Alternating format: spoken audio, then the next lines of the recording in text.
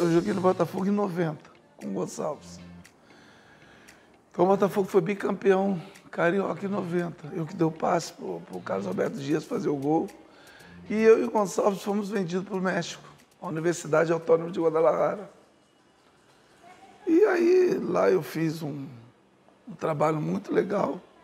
Saímos campeões mexicanos e eu fui considerado lá o melhor jogador do futebol mexicano. E o Gonçalves, o melhor zagueiro. Destacamos no campeonato. O Gonçalves queria dar uma volta e ele teve essa proposta para voltar para o Botafogo, onde ele queria dar, ou seja, queria mostrar que ele tinha condições de jogar numa seleção ou até no próprio Botafogo, né? Então ele veio para cá, automaticamente o Botafogo necessitava de um atacante e ele me indicou, falou, olha, lembra do Donizete, que jogou aqui em 90, foi campeão, ele está lá comigo e é o melhor jogador de futebol mexicano hoje. E aí foi o Montenegro e o Paulo Antuori, foi lá conversar comigo, junto com meus empresários na época, e ajeitou, arrumaram e eu voltei. E fiquei muito feliz de ter feito aquela dupla maravilhosa com o Túlio, né?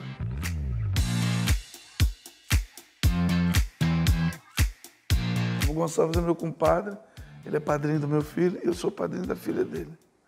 Então nós somos compadres até hoje, convivo muito bem com o Gonçalves.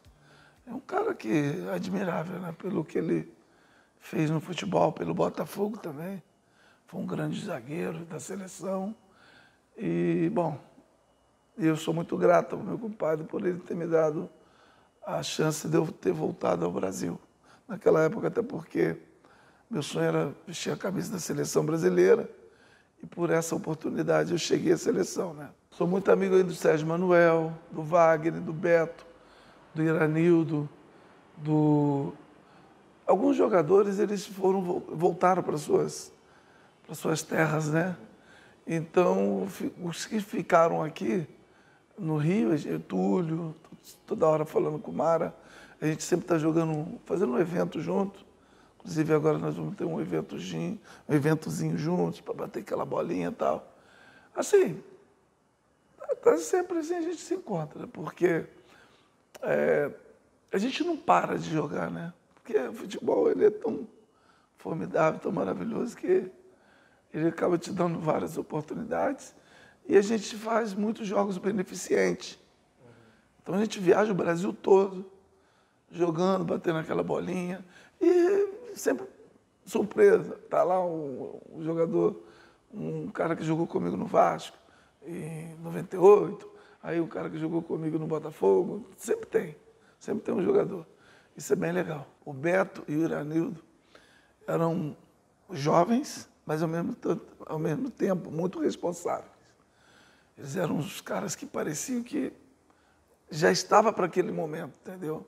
Então a gente não teve muita dor de cabeça com eles, não. Pelo contrário, toda vez que eles entravam, eles mostravam que queria passagem, que queria ser titular. O Beto foi titular, claro. O Iranildo sempre entrava ali. E era aquele nosso queridinho, né? Quando o time estava cansado, ele... Chuchu. Chuchu, quando entrava, ele fazia diferença, como outros também. Mas o Chuchu era o que mais estava entrando nos jogos. Quando não jogava de titular, ele sempre entrava e dava conta do recado. E isso era bem legal. Isso mostra como o time era unido, né? Como o time era cabeça, como o time era bom de jogar. Porque os meninos se sentiam em casa, né? Bem à vontade.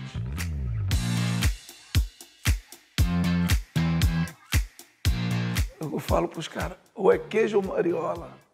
Você tem que lutar, você tem que vencer. E a dificuldade era que o clube estava passando um momento financeiro muito, muito brabo. Mas se nós tivéssemos fracassado dentro de campo, seria pior. A gente teria afundado ainda mais o clube e até mesmo a nossa carreira de jogador de futebol. Então a gente conversava muito, a gente sentava, olhava um para a cara do outro, era um time muito vencedor. Era uma galera que que não olhava essa circunstância, porque sabia que a gente estava ali com amor à camisa do Botafogo. Nós amávamos, eu amo o Botafogo até hoje, e nós amávamos o clube. E a gente via aqueles torcedores tão fantásticos que iam para o estádio para nos abraçar, para nos honrar, sair dia de chuva, de sol, não importava. Ali estavam nos glorificando, nos ajudando. Então, isso era o nosso combustível. Então, o nosso combustível eram eles, os torcedores, e amor ao clube de futebol, que é o Botafogo. Então, a gente se uniu e falou, vamos para cima dos caras.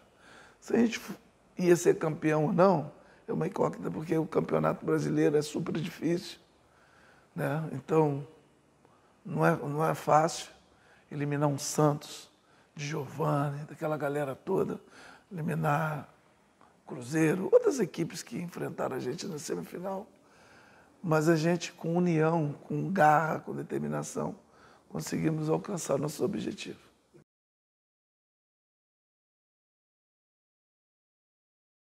O Tinega é um cara maravilhoso.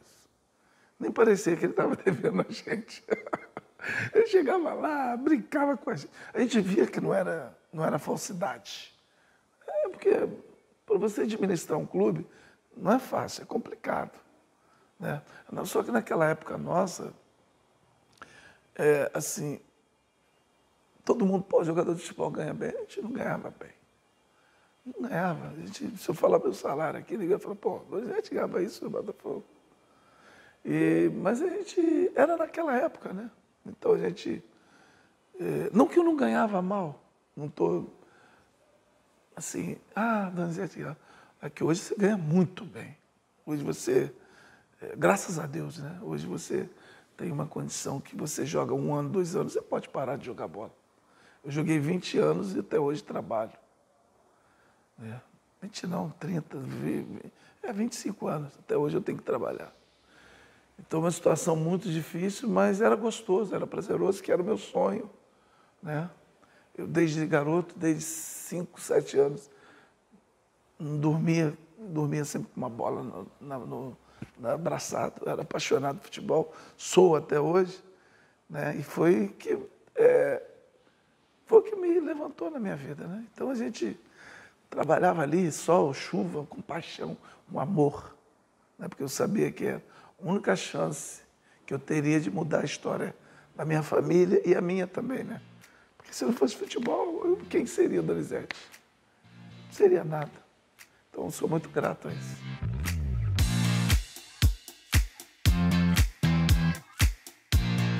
Só de nome. Porque como eu joguei no futebol mexicano, eu não tinha muitas informações do futebol brasileiro. Eu fiquei 5 anos lá no México. Mas eu sabia que ele era o Maravilha. Sabia que ele era o Mara. Chamei de Mara. E um cara incrível. Se eu for falar que é o Túlio Maravilha, aí eu até me emociono porque sobra a palavra. O Túlio é um cara fantástico. Um cara muito alegre. Positivo demais. Quando eu cheguei aqui, eu falei assim, caraca, que cara é esse? Que jogador é esse? Uma classe, uma qualidade, um jogador exemplar, um jogador vencedor, sempre pensando em positividade. Nunca, por mais que a dificuldade estava ali, ele, Pantera, vamos ganhar, nós vamos ganhar hoje. Eu vou fazer 2 gols, confia em mim. Sempre com o astral lá em cima. Nunca vi o Túlio cair, nunca vi o Túlio chorar. Sempre muito sabendo, muito sábio. E já sabe de tudo que vai acontecer. Parece que já estuda o espaço ali, já sabe tudo que vai acontecer. Então, um cara que eu aprendi muito, assim. Meu irmão, até hoje. E eu sou muito grato a Deus por ter me dado a chance de ter jogado com o Túlio Maravilha. E naquele momento do Botafogo, ele era o líder do nosso grupo. Pelo nome, que ele estava muito acima, estava muito bem, estava badalado, Túlio Maravilha. E ele não era marra, não era mascarado, né? Era aquele cara humilde. Então a gente olhava para o Túlio, olhava para o Wilson Gotardo, Sérgio Manuel, o Wagner, os caras mais experientes, Gonçalves. E a gente via, né, assim, muita segurança. Eles transmitiam muita segurança para nós. Então, a única coisa que a gente podia fazer o quê? Jogar bola. A gente não tinha outra preocupação, apesar do salário atrasado, apesar de todas as dificuldades. Mas a nossa alegria era muito...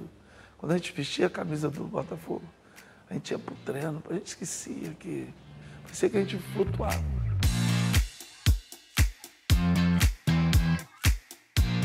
A gente combinava muita coisa. Porque hoje eu vejo que o futebol, ele não está como antigamente. Vamos lá. Hoje existe uma tecnologia que se chama celular. Atrapalha um pouco o foco dos atletas. E a gente não tinha celular de ficar mandando mensagem, essas coisas. A gente tinha era contato. A gente conversava muito.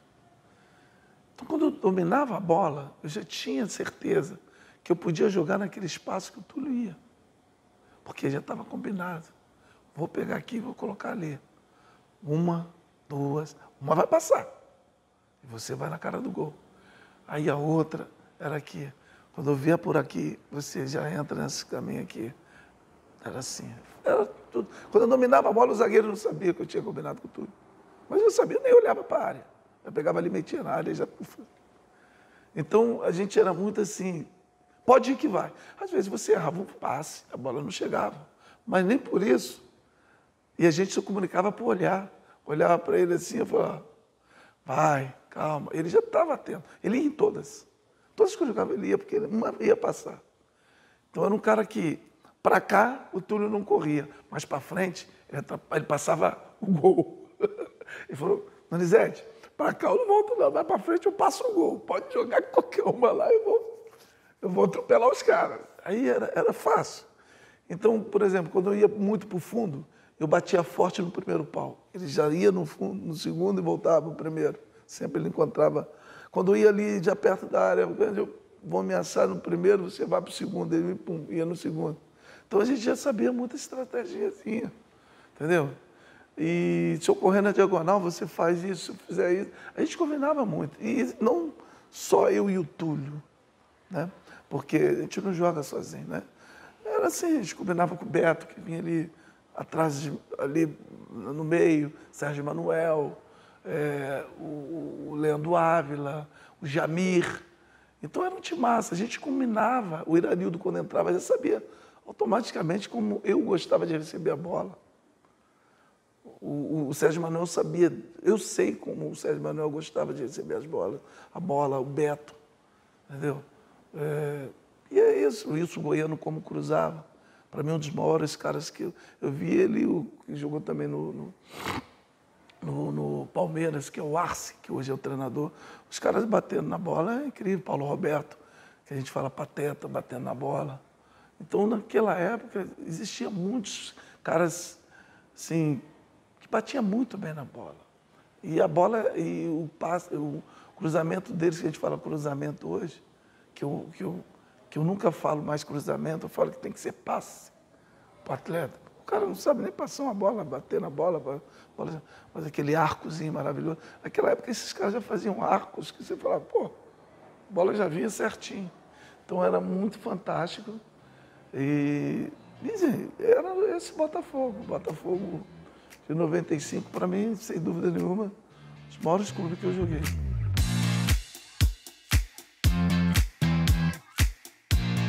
Foi uma honra jogar com o Luizão no Vasco.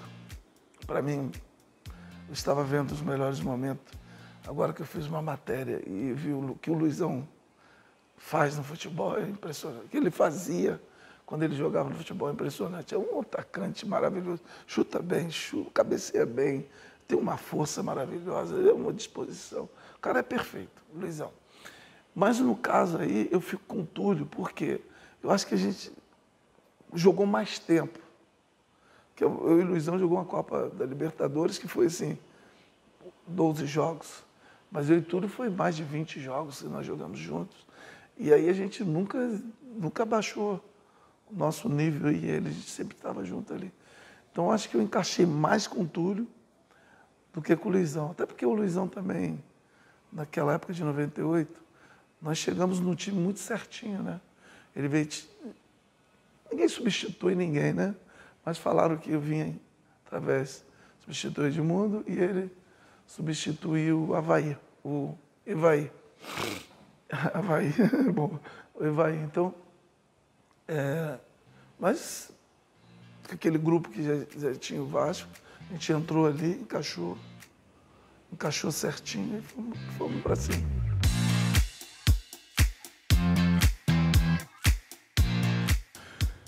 Eu acho que sim, existe sim. Eu acho que o Tiquinho, ele é muito assim, ele é muito inteligente como o Túlio. Eu acho o Túlio tá muito na frente do Tiquinho, porque o Túlio é mais ágil, mais rápido. O Túlio, ele bate muito bem com a esquerda e ele define muito bem, cabeceia bem. O Túlio era um jogador fantástico. Mas nessa característica assim, que eu vejo o Botafogo, eu vejo o Chiquinho parecido com o Túlio e vejo o Júnior Santos parecido um pouco comigo, porque é um cara forte, vai para cima, não tem medo, está sempre... Né? E eu vejo muito isso daí. Então, são as comparações que a gente tem. Agora, quanto ao Botafogo, tem muita característica com a nossa, porque é um time que marca bem e sai rápido para o ataque. E o nosso time era assim. Nosso time, o poder do Botafogo de 95 era a marcação. Nosso time era muito fantástico, eu marcava muito. O único cara que marcava, às vezes, que ficava no stand-by um pouquinho para poder, era o Túlio, mas os demais jogadores eram aguerridos. A gente marcava muito forte e a nossa saída era muito rápida. Quando a gente dominava essa bola, a gente saía com um contra-ataque muito rápido. E outra coisa, o objetivo do Botafogo hoje é igual ao de 95. Os caras focam o gol. Quanto mais rápido você chegar no gol, é o objetivo do time. Então, isso é legal. O Botafogo não fica fazendo palhaçada. Ai, toquinho, não. Ele rouba a bola, puf, direção do gol. Isso é que o Botafogo é eficaz nisso. Não adianta, tem time que, às vezes, tu rouba a bola, volta. O Botafogo joga para frente, é o objetivo do gol. O objetivo do Botafogo é o gol. Então, isso é legal e era o nosso de 95. A gente roubava, vamos chegar mais rápido possível no gol do adversário. E era assim o nosso foco.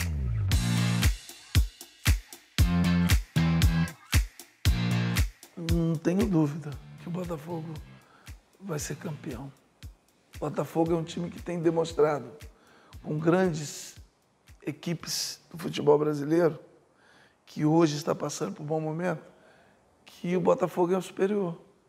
O Botafogo pega o Palmeiras lá, vai muito bem. O Botafogo pega o Corinthians, vai muito bem. O Botafogo pega o Flamengo, vai muito bem. O Botafogo pega o Inter aqui, perdendo de 1-0, vai muito bem. Então, por que não? E a vantagem que o Botafogo tem 16 pontos não é para qualquer time. É uma gordura muito boa que pode dar uma relaxada, automaticamente falando que uma equipe não relaxa. Mas pode acontecer que o Botafogo vai perder 1, 2, 3. Mas é muito grande. Eu acho que os rivais do Botafogo, tanto o Grêmio como Flamengo e Palmeiras, os times que estão mais ali em cima, não estão me demonstrando o equilíbrio que o Botafogo está tendo. O Botafogo hoje é um time muito tranquilo, um time muito que sabe onde quer chegar, né?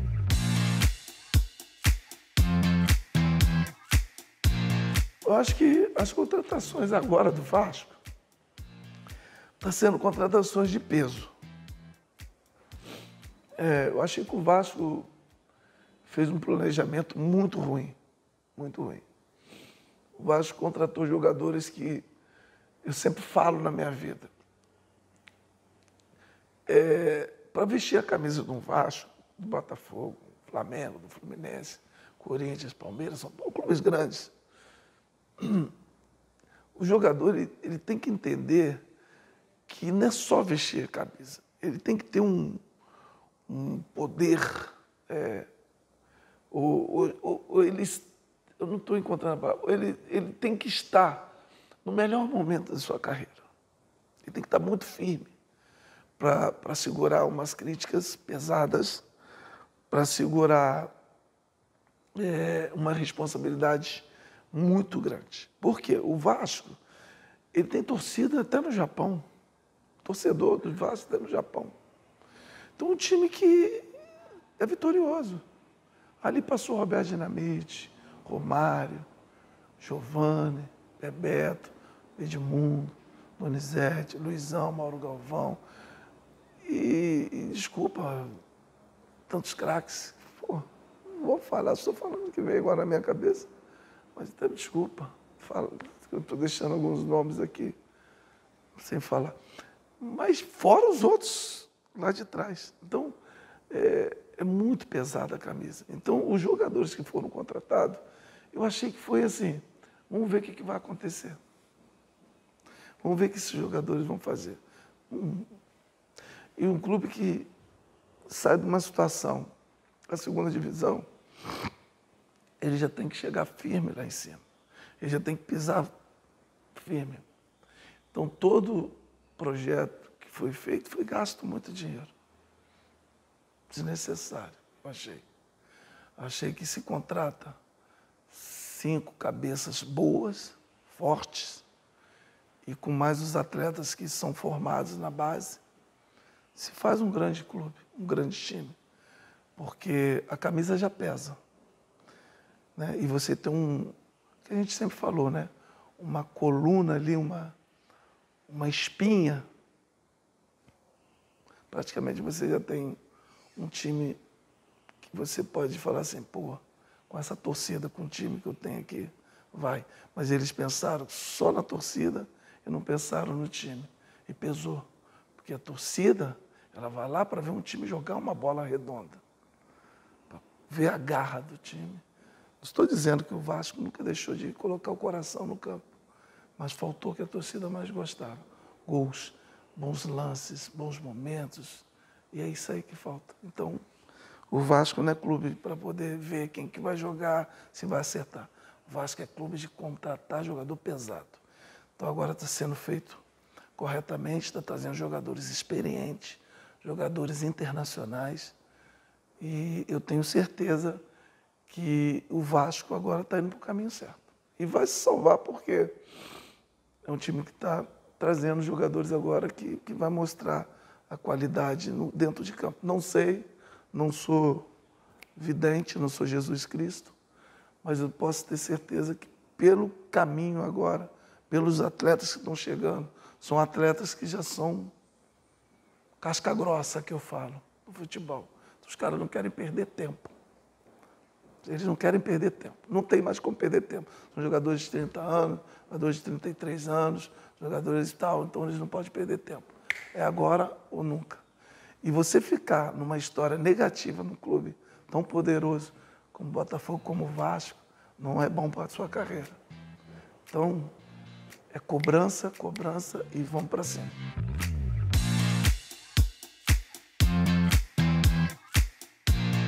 Os clubes não tratam bem os ídolos. A torcida, sim. Os torcedores são muito gratos. Às vezes você passa na rua, eles te dão aquele carinho, aquele abraço. Obrigado por título que você nos deu, tal. Mas os clubes... Eu sou barrado. Fui barrado na porta do Botafogo 2 vezes. Fui lá para ver um treino, fui lá para ver uma taça minha que eu dei para eles. Não pode entrar. Quem é você? Pô, minha foto está ali no muro ali. Sou o Donizete. Ah, mas peraí, deixa eu ver. Ah, não, agora não. O cara liga para lá. Vasco é o clube que hoje está abrindo as portas para mim. Estou trabalhando na Vasco TV, mas assim, é complicado, é doloroso porque você ama o clube, né? Você passa ali, você dá o sangue ali, você... Eu sempre coloquei assim, né? Porque meu pai sempre foi pedreiro, né? Então meu pai construiu vários prédios em Volta Redonda. Imagina você construir vários prédios e não poder entrar. A última vez que eu fui no Botafogo, não tem ninguém lá, não pode te atender, não posso deixar passar e tal. Falei, obrigado. Aí fui, dei a volta e vim embora. Então, isso machuca muito, não só a Donizete. O Jairzinho foi barrado lá, na época, lá em Caio Martins. Jairzinho. Eu acho que faz parte da cultura dos brasileiros, porque lá fora é diferente. Toda vez que eu vou para o México, eu sou muito, assim, como é que chama? Ovacionado pelo clube que eu joguei. Aqui não, porque o Brasil... Não estou falando só de mim, não. Estou falando de ídolos maiores ainda do que eu. Então é muito triste isso, muito triste. Eu acho que deveria de ter um espaço em cada clube, cada estádio, para ex-atletas, né, poder ver um jogo com o seu filho, com a tua família. Não tem. Não tem nada. Ah, compra ingresso como todo torcedor. Não, nós não somos torcedor. Nós somos jogador de futebol. Sou ex-jogador de futebol. Joguei minha vida toda futebol. Então as pessoas têm que respeitar. Eu não sou torcedor de futebol, eu sou ex-jogador. Então eu gostaria de ir no Maracanã, de ver um Vasco, Botafogo, de ver um futebol maravilhoso. Não pode. Se fosse pelo menos do teu time, do teu clube de coração, seria legal. Hoje mando de campo, Maracanã é Vasco. Pantera, não todo dia que eu vou nos jogos, mas um dia, Pantera, você quer ir no jogo lá? Vamos lá, hoje. Claro que eu vou, coloca aí meu filho aí, porque ninguém anda sozinho, né? Eu sempre levo meu filho gosta de ver futebol, vive de futebol. Então, meu neto, que vai nascer, né, tal. Então, isso é muito legal. Eu acho que os clubes deveriam de fazer isso. E convidar mais o jogador para dar uma palestra, passar uma experiência para os jovens que estão iniciando uma carreira no clube, para a gente falar tão grande é uma camisa do Botafogo, tão grande é uma camisa do Vasco. Não sei se eles fazem isso, acho que não, porque eu nunca vi. Só se eu sou maluco. Estou falando coisa aqui que eu nunca vi. Eu sou ex-jogador, nunca me convidaram para fazer isso. Se convidaram outros, desculpa.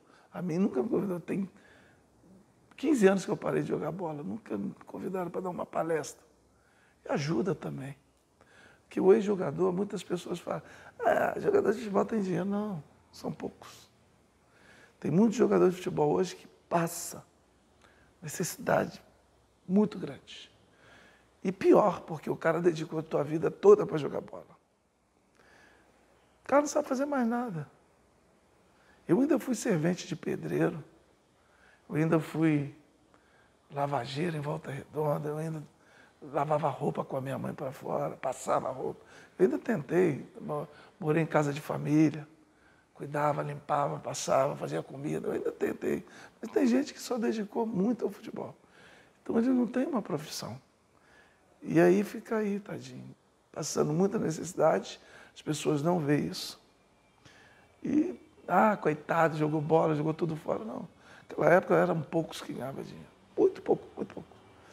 Então a nossa profissão, ela é muito desunida. Jogador de futebol, cada um olha para o seu próprio pé. Ninguém dá moral para ninguém. Essa é a pura verdade. O cara joga, eu joguei em vários clubes. Para mim ter 2 ou 3 amizades é muito. Os caras, acabou o milho, acabou a pipoca. Ninguém fala mais nada. Às vezes você encontra, pá. Mas só assim, não se pergunta como é que está o fulano, ciclano. Quer saber? Então, uma profissão mais desunida que eu já vi na minha vida é jogar futebol. Por isso que falo que futebol individual é a verdade. Quando você para de jogar, se você não tiver uma estrutura familiar boa, o cara fica louco, o cara fica doido. São poucos que já saem de um futebol, já vai direto para um trabalho. Mas o outro vai, fecha a porta. O outro vai, fecha a porta. Até no seu próprio clube que você vai bater. Eles não são obrigados a dar emprego, claro. São obrigados a te incentivar, ou te orientar, ou te dar uma ideia, sei lá. Né? Mas eu falo para todo mundo. É difícil você jogar toda a sua vida e hoje você, às vezes, não ser lembrado. Você fala, caramba. Então, esse dói muito. Isso dói não só em mim, mas... Estou falando, me emocionei. Estou falando, Bruno, para muitos jogadores que gostariam de ter essa chance de falar, de expressar, porque é dolorido. Você vê jogador hoje que não tem nem o que comer. Eu falo isso de coração. Não tem emprego, não tem, porque é uma vida que, de luxo, mas acaba em lixo. Uma vida de luxo que acaba em lixo. Essa é a pura verdade. E a gente fica feliz de ver outros jogadores ganhando uma fortuna, né? A gente fica feliz, porque não é fácil, não, é difícil.